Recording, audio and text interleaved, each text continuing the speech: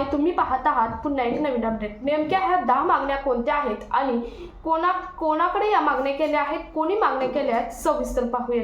पहिलं तर पाहूयात की प्रधानमंत्र्यांचा राईट हँड कोण असतो। प्रधानमंत्र्यांचा राईट हँड असतो तो कॅबिनेट सचिव असतो, जो की देशातील सर्वात मोठा अधिकारी असतो। त्याच्या पुढे कोणताही अधिकारी मोठा नसतो। सर्वात मोठा जो अधिकारी असतो, जो हुशार असतो, त्या अधिकाऱ्याची नेमणूक ही कॅबिनेट सचिव म्हणजे प्रधानमंत्र्यांचा राईट हँड म्हणून नियुक्ती केली जाते आणि यांचं नाव आहे ते म्हणजे डॉक्टर टी.व्ही. शाबन हे आहेत। ते आपल्या देशाचे कॅबिनेट सचिव आहेत, प्रधानमंत्र्यांचे राईट हँड आहेत, जे की प्रधानमंत्र्यांना सर्व डायरेक्शन सांगतात। म्हणजे प्रधानमंत्री जे जे निर्णय घेतात त्यामधील डायरेक्शन सांगतात ते हे असतात कॅबिनेट सचिव। हे एक IAS अधिकारी आहेत। आता कॅबिनेट सचिव म्हटलं तर तितकाच हुशार लागणार आहे, त्यामुळे देशातील सर्वात मोठा अधिकारी आहे तो IAS अधिकारी आहे। तो या अधिकारी आहेत ते। त्यानंतर याआधी हे वित्त सचिव होते, याआधी ते होते ते वित्त सचिव होते। आता हे कॅबिनेट सचिव म्हणून नियुक्ती झालेले आहेत। आता थोड्याच दिवसापूर्वी त्यांचे कॅबिनेट सचिव म्हणून नियुक्ती करण्यात आलेली आहे। Confederation of central government employ and worker ही एक कर्मचारी संघटना आहे। आता कर्मचारी संघटनेचं नाव आहे, मी मगाशी सांगितलं की एका मोठ्या कर्मचारी संघटनेने त्यांना लेटर लिहिलेलं आहे आणि त्या कर्मचारी संघटनेचं नाव असं आहे की confederation of central government employ and workers. ही एक मोठी कर्मचारी संघटना आहे। ही न्यू दिल्लीची संघटना आहे, म्हणजे नवीन दिल्लीची ही संघटना आहे बघा।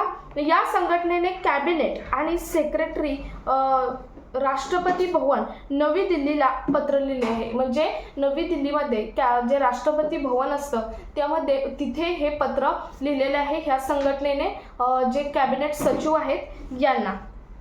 त्याचबरोबर त्यांनी हेही सांगितले आहे की आम्ही काम बंदी करू, म्हणजे स्ट्राईक बसू, म्हणजे एक दिवस सोप्या भाषेत सांगितलं तर एक दिवस संपावर जाऊ असं सुद्धा त्यांना धमकी दिलेली आहे। म्हणजे का तर ज्या 10 मागण्या सांगितलेल्या आहेत त्या जर पूर्ण केल्या नाही तर आम्ही संपावर जाऊ असं त्यांनी धमकीच दिलेली आहे। ही संघटना एक भारतातील प्रमुख राजनैतिक संघटना आहे। मी मगाशी सांगितलं की ही एक मोठी संघटना आहे आणि भारतातील प्रमुख राजनैतिक संघटना आहे।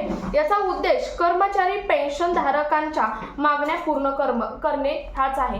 कर्मचारी आणि पेन्शन धारक आहेत त्यांच्या मागण्या पूर्ण करणे हाच यांचा उद्देश आहे। संघटनेने पत्र लिहिले आहे, त्यामध्ये म्हटले आहे की आदरणीय महोदय, आता सर्वात महत्त्वाचा बघा पत्र लिहिले आहे, ते पत्र नेमकं काय आहे ते आपण पाहूया। त्यामध्ये त्यांनी म्हटलेलं आहे की आदरणीय महोदय, हे सूचित करण्यात येत आहे की केंद्रीय सरकारी कर्मचारी 12 फेब्रुवारी 2026 ला एक दिवसावर संपवावर जातील, म्हणजे एक दिवस स्ट्राईक देतील। का तर तुम्ही जर आमच्या 10 मागण्या पूर्ण केल्या नाही तर आम्ही 12 फेब्रुवारीला म्हणजे जे सर्व कर्मचारी जे गव्हर्नमेंटचे आहेत ते पूर्ण कर्मचारी संपावर जाणार, म्हणजे स्ट्राईक देणार असं त्यांनी धमकीच दिलेली आहे या पत्रातून। नेमक्या मागण्या कोणत्या आहेत, आता आपण त्यांना कोणत्या मागण्या केलेल्या आहेत हे पाहूयात त्या पत्राद्वारे। पहिली म्हणजे मॉडिफाईड टर्म ऑफ रेफरन्स, म्हणजे TOR, जो की 8 CPC चा लागू झाला होता। TOR 8 CPC बद्दल, म्हणजेच 8 CPC मध्ये काही कन्सिडरेशन ऍड करायला सांगितले होते। काही कन्सिडरेशन TOR स्थापन केल्यावरती तेव्हा 8 CPC बद्दल बरेच माहिती हे एक्सक्लुसिव्ह झाली होती आणि त्यामध्ये नंतर बऱ्याच कर्मचारी संघटनेने काही कन्सिडरेशन ऍड करायला सांगितले होते, परंतु अद्याप त्याबद्दल कोणतीही हालचाल नाही किंवा ऍड केलेलं नाही आणि ते ऍड करावे असे सांगितलेलं आहे। यामध्ये फॅमिली पेन्शनमध्ये पेन्शन म्हणजे जी फॅमिली आहे ती पेन्शनमध्ये ऍड करा, त्याची मेंबरची संख्या वाढवा, याबद्दल बरेच असे कन्सिडरेशन दिले होते, परंतु त्याबद्दल कोणत्याही अद्याप हालचाली नाहीत। म्हणूनच हे लेटर हे कॅबिनेट सचिव यांना लिहिण्यात आलेले आहे।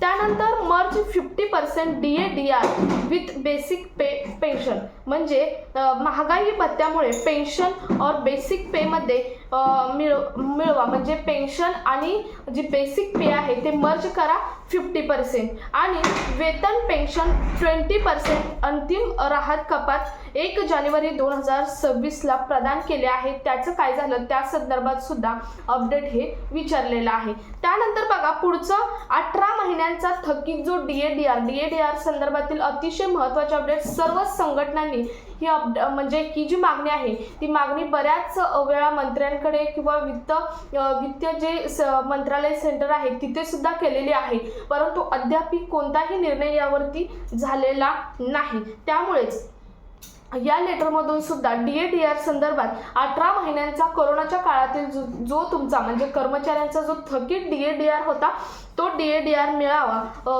याची सुद्धा मागणी केलेली आहे। याची जी इन्स्टॉलमेंट आहे थकीत ती सुद्धा मिळावी, ते रिलीज करा अशी मागणी केलेली आहे। त्यानंतर कम्युटेशन रिकव्हरी जी 15 इयरची आहे म्हणजे 15 महिन्यांची आहे, कम्युटेशन रिकव्हरी ही 11 महिन्यांची करा असं सुद्धा सांगण्यात आलेलं आहे, म्हणजे असं सुद्धा मागणी करण्यात आलेली आहे। त्यानंतर NPS UPS तुम्हाला माहित आहे मागच्या काही 5-6 महिन्यापासून NPS UPS OPS मध्ये भरपूर गोंधळ चालू आहे। सर्व जे पेन्शन धारक आहेत किंवा जे कर्मचारी आहेत त्यांना त्यांची OPS ची मागणी आहे, परंतु सरकारकडे जबरदस्ती लादल्यासारखं प्रत्येक वेळी UPS आणि NPS चं अपडेट दिलं जात आहे किंवा त्याचं महत्त्व सांगितलं जात आहे की तुम्ही NPS आणि UPS लागू करून घ्या असं सांगितलं जात आहे, परंतु या संघटनेने ही एक उचित मागणी केलेली आहे की NPS आणि UPS समाप्त करा आणि कर्मचाऱ्यांना फक्त OPS लागू करा, म्हणजे ओल्ड पेन्शन आहे ती लागू करा। मागे तुम्ही बघितलं असेल दिल्लीमध्ये जंतर मंतरला मोठं आंदोलन सुद्धा या संदर्भात झालेलं होतं आणि त्यानंतर सुद्धा काही हालचाली झालेल्या नाहीत, काही लेटर लेखी स्वरूपात दिले परंतु हालचाली मात्र झालेल्या नाहीत किंवा जे मेन लेटर असतं ते अद्यापही आलेले नाही आणि त्यामुळे पुन्हा एकदा ही मागणी केलेली आहे। त्यानंतर पुढचं बघा, सर्व केंद्रात रिक्त पदे पडलेले आहेत त्यांना पदभरती करा, त्यांची पदभरती करा असं सांगितलेलं आहे। म्हणजे केंद्रामध्ये बऱ्याच ठिकाणी रिक्त पद आहेत आणि त्याची पदभरती करणे, आता सध्या बेरोजगार भरपूर आहेत, अधिकारी होऊन सुद्धा बेरोजगार आहेत, अशांची रिक्त पदे आहेत ती पदभरती सरकारने करावी अशी सुद्धा मागणी या पत्रातून केलेली आहे। त्यानंतर मेन मागणी ही आहे, यातील आता सर्वात महत्त्वाची मागणी हीच आहे की 8वे वेतन आयोग TOR म्हणजे टर्म ऑफ रेफरन्स बद्दल जोपर्यंत नाही होत म्हणजे तोपर्यंत काहीच फायदा नाही। म्हणजे टर्म ऑफ रेफरन्स मध्ये जे मी तुम्हाला मगाशी सांगितलं कन्सिडरेशन ॲड करायला सांगितले होते ती जोपर्यंत होत नाही तोपर्यंत काहीच फायदा नाही, कारण मेन कर्मचाऱ्यांचं तेच आहे जर पगारवाढ करायची असेल तर टर्म ऑफ रेफरन्स व्यवस्थित लागू झाला पाहिजे, त्याचबरोबर 8 CPC सुद्धा लागू झाली पाहिजे जर पगारवाढ व्हायची आणि मग तिथून पुढच्या मागण्या आहेत त्या पूर्ण होतील। त्यासाठी पहिल्यांदा टर्म ऑफ रेफरन्स ही व्यवस्थित करा,